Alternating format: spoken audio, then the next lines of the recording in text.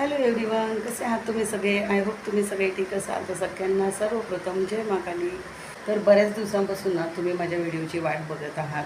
पण काय झालं ना की मुंबईवरून आल्यापासून ना आम्हाला खूप सर्दी झालेली होती. कारण मुंबईमध्ये आम्ही ना थंड पाणी पित होतो. तर तुम्हाला माहीतच आहे मुंबईचं वेदर खूप उष्ण होतं आणि उन्हाळा सुरू होता.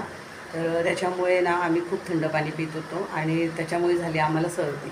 आणि आम्हा तिघांना पण सर्दी झालेली होती आणि इतका आवाज बसलेला होता ना तुम्हाला सांगते. ते कफ वगैरे पण झालेले होते. तर त्याच्यामुळे ना माझा आवाज खूप बसलेला होता. तर त्याच्यामुळे पण मी व्हिडिओ नाही टाकू शकले. मग ऋतुजाचं ॲडमिशन होतं आणि अजून बरेच काही कामं होते. ते सगळे कामं वगैरे पण मी केले आणि मग म्हटलं चला आता व्हिडिओ बनवते. कारण तुम्ही बऱ्याच दिवसांपासून माझी वाट बघत आहात.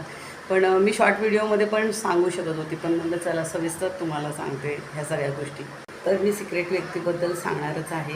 पण त्याच्या आधी ना मी मागच्या व्हिडिओमध्ये शॉर्ट व्हिडिओमध्ये तुम्हाला मी बोललेली होती की तुम्ही गेस करा की सिक्रेट व्यक्ती कोण असणार आहे. तसं तुम्ही छानच गेस केलं बरं का, पण तसं काही आहे नाही. कोमलचं तुम्ही कोमलबद्दल बोलले ना की कोमलचं लग्न ठरलं असेल, कोमलची एंगेजमेंट असेल, पण असं काही नाही आहे.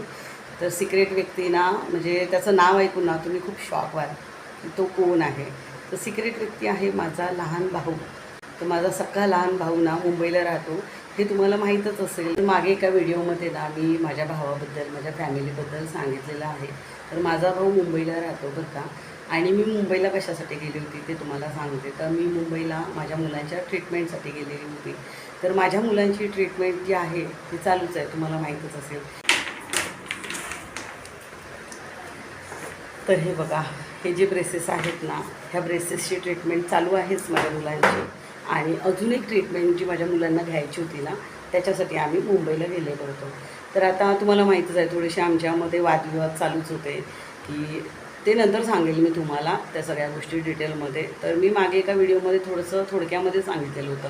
मी काही जास्त एवढं सांगितलेलं नाही आहे. मी माझ्या आईबद्दल जास्त सांगितलेलं आहे, हो ना. तर भावाशी तेवढं माझं काही वादविवाद नव्हते, पण आहे काही गोष्टी आहेत ते सांगेल मी तुम्हाला नंतर. तर जे काही आमचं ट्रीटमेंट होतं त्याच्यासाठी तर मी गेलेली होती. पण भावाला कसं काय, भावाशी मी कशी काय बोलायला लागली नाही का. तर काय झालं, आमचे जे व्हिडिओ आहे मागे मी आजारी पडली, ऑपरेशन झालं, जे एवढं खूप हे होतं, तो व्हिडिओ ना आता म्हणजे माझं ऑपरेशन झाल्यानंतर माझ्या भावाच्या मित्राकडे गेला. तो पण आम्हाला ओळखतो, त्याच्याकडे गेला. तर त्याने माझ्या भावाला कॉन्टॅक्ट केला. म्हटलं कसं काय रे, म्हणजे हे सगळे एवढे इश्यू त्यांचे आहेत आणि तू कसं काही त्यांना मदत नाही केली वगैरे, हे सगळ्या गोष्टी त्यांच्या झाल्या. काही नाही, थांबली होती, हात दुखत आहे. असा हातात पकडून मोबाईल बोलावं लागते ना, तर हात दुखत आहे. तर हां, तर कसं तुम्हाला सांगते की मित्राने त्याला बोललं. मग त्याने थोडंसं व्हिडिओ वगैरे बघितल्यानंतर ना त्याला पण थोडंसं त्याची चूक लक्षात आली.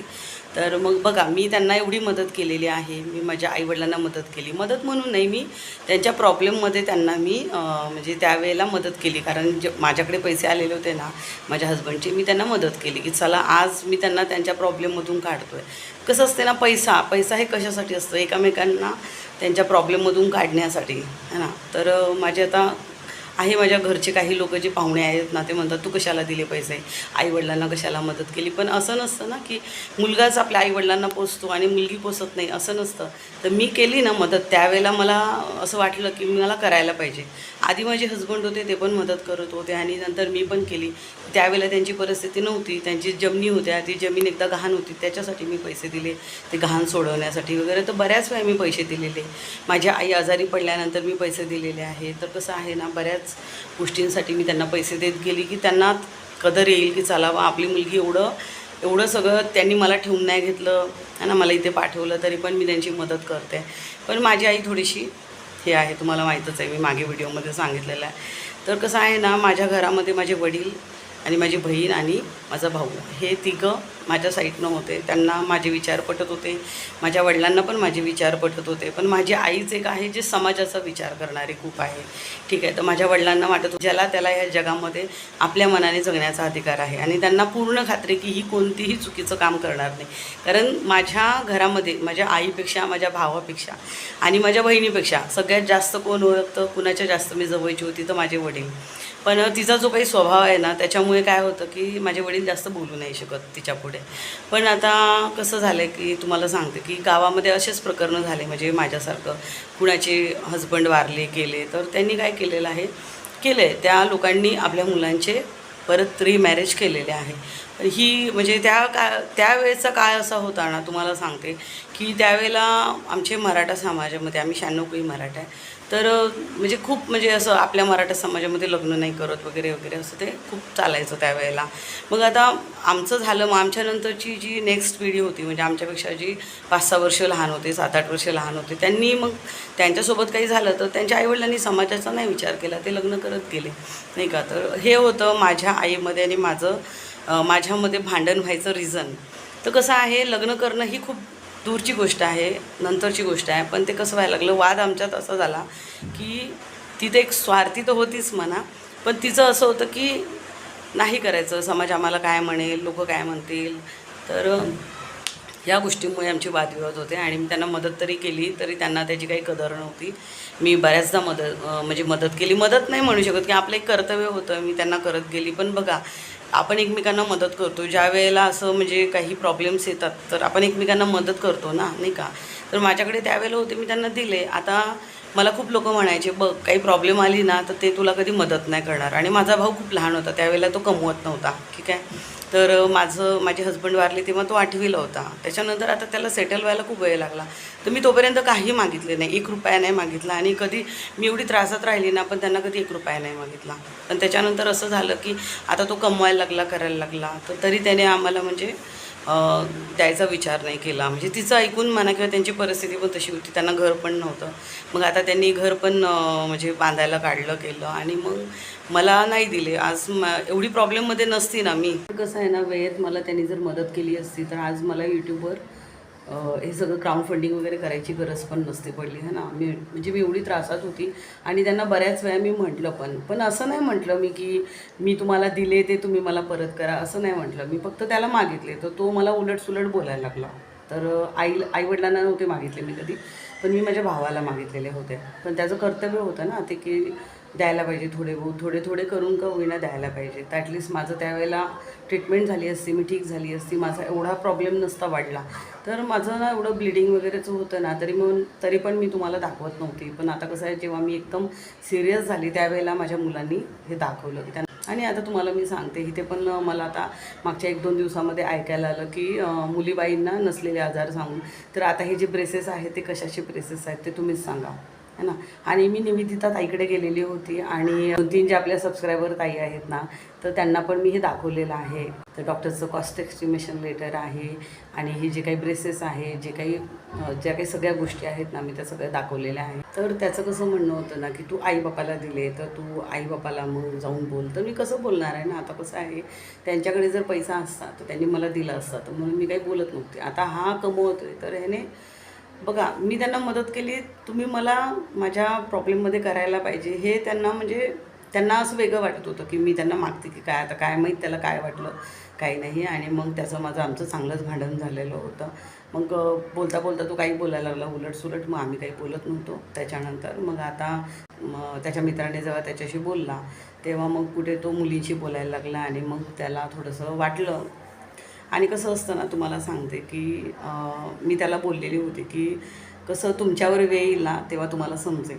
तर कसं झालं, त्याने माझे पैसे नाही दिले, कारण आम्ही त्रासात होतो आणि आम्ही एवढे वैतागलो होतो. तुम्हाला माहीतच आहे, तुम्ही बघितलेलं असेल की एवढं पूर्ण मी एवढी भयंकर सिरियस असतानासुद्धा त्याने आम्हाला मदत नाही केली. तर त्यावेळेला आपलं मन दुखतं. आपल्याला कसं बाहेरचे पण लोक आपल्याला बोलतात ना बिनाकामाचे, तेव्हा पण आपलं जीव दुखतो. तर मी कुणाच्या खोडीच जात नाही, कुणाचं वाईट नाही करत, तरी पण यूज ऑन मला बोलतात. हां, तर एक माणसाचा ना मनाचा तळतळाट लागतोच. किती जरी आपण तोंडाने नाही बोललो ना तरी तळतळाट लागतोच, तसं ते बाहेरचे असो की घरचे असो. तर ह्याला पण कसं झालं तुम्हाला सांगते, ह्याचे पण पैसे अडकले कुठे. ह्याला पण कुणी समोरच्यांनी पैसे नाही दिले. जेव्हा ह्याने मला नाही दिले ना, तर त्याचं घराचं आता अजूनही काही कामना बाकीचं आहे त्याचं, की त्याला ते पैसे. आता मी मुंबईला जाऊन प्रत्यक्षात बघितलं की खरंच काय इश्यू झालेला आहे. आणि आता तिथे जाऊन सगळी परिस्थिती मी बघितली, तेव्हा मला समजलं की तो बोलतो आहे ते खरंच आहे. कारण तो बोलला होता, 1-2दा बोलला होता. त्याचे मित्र पण मला बोलले होते की असं झालं आहे. आता वाटलं मित्र आहे तर म्हणजे जो एकदम खास जवळचा होता, तर त्याला विचारलं तर तो म्हणे काही प्रॉब्लेम आहे. तर मला असं वाटलं की त्यांना द्यायचे नाही पैसे म्हणून ते खोटं बोलत आहेत, पण गेल्यानंतर मला माहीत पडलं की खरंच काहीतरी प्रॉब्लेम चालू आहे. तर आता त्याने मग आम्ही तिथे गेलो, ट्रीटमेंट वगैरे थोडंसं आम्ही चालू केलेली आहे मुलांची ट्रीटमेंट. आणि मग त्याच्यानंतर काय झालं की त्याने आम्हाला ना थोडंसं फिरायला वगैरे नेलं, कारण जवळपास तुम्हाला सांगते 3-3.5 वर्ष झाले आम्ही कुठेच नाही गेलेलो आहे, म्हणजे सिटीच्या बाहेर. आणि आम्ही जातो तर पुण्याला फक्त ट्रीटमेंटसाठी जातो, अदरवाईज आम्ही कुठेच नाही जात बरं का. तर मग नागपूरमध्ये पण तेवढं आम्ही काही फिरत नाही, इथल्या इथंच फिरतो. तर मग चला म्हटलं मुलांना पण तेवढं एन्जॉय. मला माहीतच असेल की मला थोडंसं म्हणजे तेवढी ताकद वगैरे नाही आहे अंगामध्ये, तर मी नाहीच म्हणत होती. पण मुलं पण खूप एक्सायटेड होती फिरायला जाण्यासाठी, तर म्हटलं चला थोडंसं मी गेली त्यांच्यासोबत.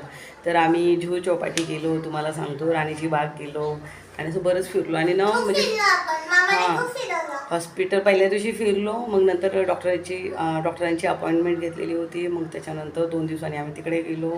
तर ना इतके पाय सुजले, तुम्हाला काय सांगू, खूप भयंकर आमचे पाय सुजून गेले, पाय दुखले. ऋतुजाचे सुद्धा इव्हन पाय खूप सुजलेले होते ना, असे काही विचारू नका. आणि मग तुम्हाला माहीतच आहे आता पावसाळा सुरू होणार होता, तर आम्ही खूप घाईघाईत निघालेलो होतो आणि मग लवकर रिटर्न आलो. तरी पाऊस 20 दिवस हे आहे ना, 20 दिवस म्हणजे लेट आहे पाऊस.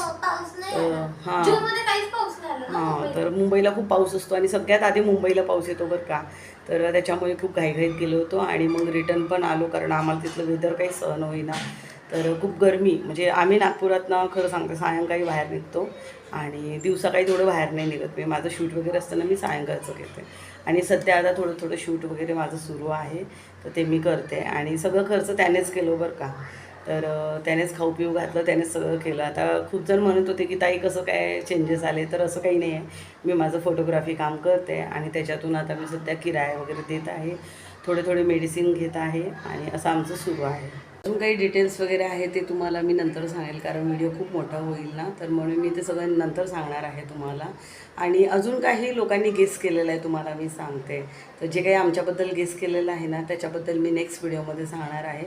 आणि मी तुम्हाला अजून एक सांगू इच्छिते, तर ते मी नेक्स्ट व्हिडिओमध्येच सांगेल की का मी व्हिडिओ टाकत नव्हती इतके दिवस, काय प्रॉब्लेम होता. तसं मी सांगितलेलं होतं की माझा नेटवर्क इश्यू आहे, आमचा मनी प्रॉब्लेम आहे. तर त्याबद्दलला मी सगळं सविस्तर तुम्हाला नाही का नेक्स्ट व्हिडिओमध्ये सांगणार आहे. आणि जे जे आम्हाला काही बोलतात आणि खूप काही आता मी आजारी पडल्यानंतर जे काही झालेलं आहे ना, तर ते मी तुम्हाला सांगणार आहे बरं का. कारण कसं आहे, मी शॉर्ट व्हिडिओमध्ये जे काही बोलते तर सगळे बघत असतात, व्ह्यूअर्स आपले सबस्क्रायबर्स जे चांगल्या ताई आहेत त्याने मला मदत केली, सगळे बघत असतात. तर त्यांना असं वाटते ही का बरं बोलते. तर कसं आहे ना, समोरच्या व्यक्ती मला इनडायरेक्टली बोलत असतात आणि काय काय जे घडलं आहे, काय काय आम्हाला बोलतात. त्या 7-8 लोकांनी ना आमचे जे मी आजारी पडलेले जे व्हिडिओ होते ना, त्याचा ॲज अ कंटेंट वापर केलेला आहे. आणि ते सगळं सांगेल मी तुम्हाला, सगळं सांगेल. कारण का मी जी चिडचिड करत आहे, आणि मला कुणी एक सबस्क्रायबर ताई ना एका बाईच्या व्हिडिओमध्ये जाऊन काही बोललेले आहे ना की काय म्हणे, खोटे बोलून काहीतरी असं हेल्प घेतात वगैरे. आता कसं आहे, नसलेले आजार या 2 बायका, एक रत्ना आणि एक मेघा काय, तर त्या ताईंना ना मी इन्स्टाला कॉन्टॅक्ट करण्याचा प्रयत्न केला, तर त्या मला ब्लॉक करून निघून गेल्या. तर कसं आहे ना ताई, तुम्ही मला कॉन्टॅक्ट करा, है ना, मला तुमच्याशी बोलायचं आहे. जर मी इथे पब्लिकली काही नाही बोलणार, पण तुम्ही इतक्या चांगल्या होत्या आणि असं कसं तुम्ही, आणि तुम्ही म्हणतात हे अशी करते तशी करते, म्हणजे मी काय करत आहे नेमकं. म्हणजे आम्ही थोडं बहुत खाल्लं पिल्लं आणि आम्ही एन्जॉय केला, तर एवढं तुम्हाला वाईट वाटायला लागलं का. म्हणजे आमच्या हेटर्सला जलस फील होते ती गोष्ट वेगळीच आहे, पण आपले चांगले सबस्क्रायबर्स हे असा विचार करतील आणि हे त्यांच्या व्हिडिओमध्ये जाऊन बोलतील, हे मला म्हणजे खूप म्हणजे चांगलं नाही वाटलं, खूप वाईट वाटलं या गोष्टीबद्दल की तुम्ही आमच्याबद्दल असे विचार करता येते. आणि जी कोणती रत्ना होती तिला मी काही ओळखत नाही, माहीत नाही ती आमच्या याच्या व्हिडिओखाली कमेंट करते नाही करते. तर ठीक आहे, मी हे सगळं नेक्स्ट व्हिडिओमध्ये बोलणार आहे. आता तुम्ही गेस केलं होतं की माझ्या मुलीचं लग्न ठरलं असेल वगैरे, आणि त्यांनी खूप खूप वाईट असं म्हणजे माझ्याबद्दल बोललेले आहे. तर आता बोलायला सुरुवात केली तर तुम्हाला माहीतच आहे खूप मोठा व्हिडिओ होऊन जाईल. तर आता ह्या व्हिडिओचा मी इथेच आता स्टॉप करत आहे. हा व्हिडिओ कसा वाटला नक्की सांगा. तर भेटूया आपण नेक्स्ट व्हिडिओमध्ये, तोपर्यंत बाय.